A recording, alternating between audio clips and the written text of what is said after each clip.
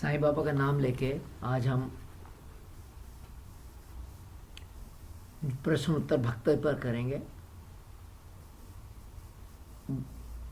पहले भाग में भक्ति के क्वेश्चन आंसर्स में पहले भाग में हमने माया पर बात की और समझा कि संसार रूपी माया को भक्ति के द्वारा पार कर सकते हैं तथा प्रभु को प्राप्त कर सकते हैं। पहले भाग में हमने ये भी समझने की कोशिश की कि भक्ति कैसे प्राप्त कर सकते हैं।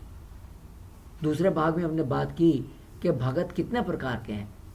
अब तीसरे भाग में हम समझने की कोशिश करेंगे कि भक्ति कहते किसे हैं, भक्ति होती क्या है। तो ऋषियों ने भक्ति को अलग अलग ढंग से परिभाषित किया है। संक्षेप में नारदीय भक्ति, नारदीय भक्ति का में बताया गया है कि अपने सब कर्म परमात्मा को अर्पण करना तथा अगर एक क्षण के लिए भी परमात्मा का नाम लेने से भूलें तो उसके लिए अफसोस हो या दुखी होना, तो ये नारदीय भक्ति का अर्थ है। गर्गाचार्य जी कहते हैं कि भक्ति का अर्थ है मन को पूरी तरह से परमात्मा के गुणों के गान करने में लगाना, परमात्मा से एक हो जाना। शांडिल्य ऋषि कहते हैं कि भक्ति का अर्थ है हर समय आत्मा में लीन रहना तथा प्रभु की कथाएं एवं गीतों को गाना और संयमी जीवन जीना। पराशर ऋषि और श्री वेदव्यास ऋषि जी कहते हैं कि परमात्मा की पूजा और अर्चना को भक्ति, अर्थात अगर प्रभु परमात्मा की पूजा करें अर्चना करें तो वो भक्ति है। श्रीमद् भागवत में श्री कृष्ण भगवान उद्धव जी को बताते हैं कि भक्ति का अर्थ है, पहली बात केवल प्रभु के मनन चिंतन में हर समय लगे रहना।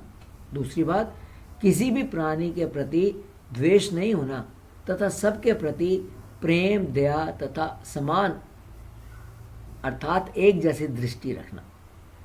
और तीसरी बात किसी भी तरह का संग्रह परिग्रह नहीं करना, यहाँ तक कि अपने शरीर के बारे में भी अहंकार व ममता का नहीं होना। मन केवल प्रभु के रंग में रमा होना, किसी भी सांसारिक वस्तु की इच्छा नहीं होना।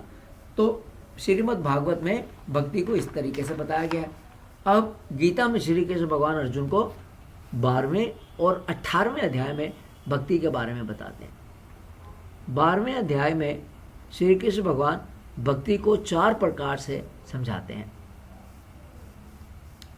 तो पहला प्रकार क्या है?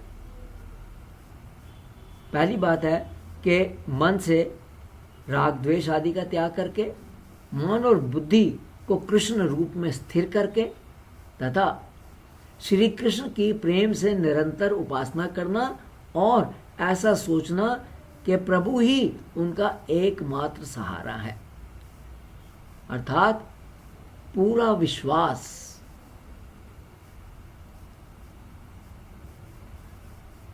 रखना। समझने की बात यह है कि अगर मन और बुद्धि प्रेम से श्री कृष्ण से अखंड रूप से जुड़ जाए तो मैं और तू की ये भेद है इसका नाश होता है। मैं और तू का भेद का नाश होता है, अर्थात अहंकार का नाश होता है। परंतु यदि मन और बुद्धि प्रभु को छोड़कर कहीं दूसरी तरफ जुड़ते हैं, संसार से जुड़ते हैं, तो अहंकार का निर्माण होता है और प्राणी प्रभु से दूर हो जाता है। अब श्री कृष्ण भगवान कहते हैं इसी अध्याय में कि एक ऐसा एकदम करना, अर्थात मन और बुद्धि को एकदम से कृष्ण रूप से जोड़ना कठिन है और उसके लिए अभ्यास जरूरी है। अतः श्री कृष्ण भगवान कहते हैं कि अगर तेरे लिए ऐसा करना संभव नहीं है, अर्थात अगर तू मन और बुद्धि को निरंतर प्रभु में नहीं जोड़ सकता तो घबराने की बात नहीं है। तू मन को कुछ देर के लिए प्रभु के रूप में स्थित करने का प्रयत्न करें, क्योंकि ऐसा करना भी भक्ति है, उससे भी परमात्मा प्राप्त होंगे।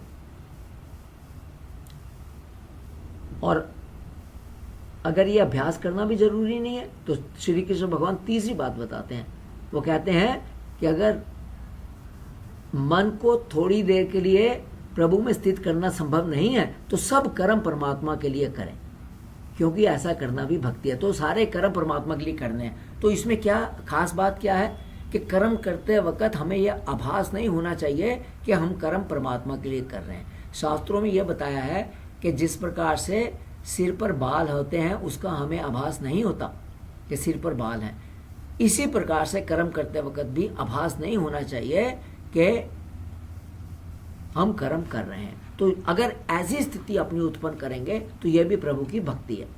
तो सारे कर्म प्रभु के लिए करने हैं, लेकिन उसका एहसास भी नहीं होना चाहिए कि हम कर रहे हैं। और अंत में श्री कृष्ण भगवान कहते हैं अगर यह भी तेरे लिए करना संभव नहीं है तो फिर सब कर्मों के फल को त्याग कर, तब भी माया को पार करके तुम मेरे को अर्थात भगवान को प्राप्त हो गए। अब 18वें अध्याय में श्री कृष्ण भगवान अपनी पराभक्ति या उत्तम भक्ति के बारे में बताते हैं। अब ये पराभक्ति क्या है? श्री कृष्ण समझाते हैं कि ऐसा मनुष्य जिसकी बुद्धि विशुद्ध है अर्थात अति शुद्ध है, जिसमें कोई मिलावट नहीं है। दूसरी बात, जो हल्का और थोड़ा खाने वाला है। तीसरी बात, जो वैरागी या अनासक्त है। चौथी बात, राग द्वेष अहंकार बल घमंड काम क्रोध पर जिसने पूरी तरह से विजय प्राप्त कर रखी है, जिसने संग्रह की इच्छा को भी त्याग दिया, इकट्ठा करना ये इच्छा भी त्याग दिया, जो ध्यान योग में निरंतर लगा हुआ है, पवित्र जगह पर बैठकर ब्रह्म में लीन है, वह मेरी पराभक्ति है। अर्थात जो निरंतर प्रभु में लीन है, लेकिन जिसने अपने सारे मन के विकारों को, हर चीज को समाप्त कर दिया, बुद्धि को उसने पूरी तरह से विशुद्ध कर रखा है, वह पराभक्ति है। श्री कृष्ण भगवान कहते हैं कि पराभक्ति से मेरे तत्व को जानकर भक्त मेरे में तुरंत एक हो जाता है। श्री कृष्ण भगवान कहते हैं कि सदा सब कर्मों को करने वाला, ये बहुत जरूरी है, सदा सब कर्मों को करने वाला। इसके अंदर श्री आदि शंकराचार्य समझाते हैं, कहते हैं कि निषिद्ध कर्मों को भी करने वाला, सब कर्मों के अंदर निषिद्ध कर्म भी हैं, वह भक्त जिसका मैं पूर्ण आश्रय हूं। ऐसा मुझे ही सब कुछ अर्पण कर देने वाला जो भगत है, वह मेरी कृपा से विष्णु के अविनाशी पद को प्राप्त होता है। श्री कृष्ण भगवान अर्जुन से कहते हैं कि अर्जुन तू सब कर्मों को मुझे अर्पण करके समता बुद्धि रूप अर्थात जिसकी बुद्धि में भेद नहीं है, निष्काम कर्म योग का सहारा लेकर निरंतर मेरे चित वाला हो, तब मेरी कृपा से तू जन्म मृत्यु वगैरह वगैरह सब संकटों से तर जाएगा। यहाँ बहुत जरूरी बात आगे बता रहे हैं, तू सब धर्मों को छोड़कर और अपने कर्मों का संन्यास कर कर केवल मेरी शरण में आ जा, मैं तुझे सब पापों से मुक्त कर दूंगा।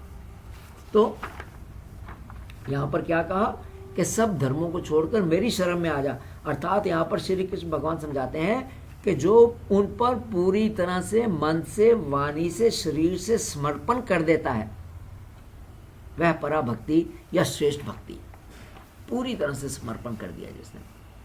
संत ज्ञानेश्वर जी पराभक्ति को समझाते हुए इसे चौथी भक्ति बताते हैं। श्री ज्ञानेश्वर जी कहते हैं चौथी भक्ति का अर्थ है ब्रह्म रूप सहज अवस्था भक्ति। इस भक्ति का मतलब है सब जगह सबके प्रति प्रेम भावना, भगवान का जो ये प्रेम का प्रकाश है वही भक्ति है।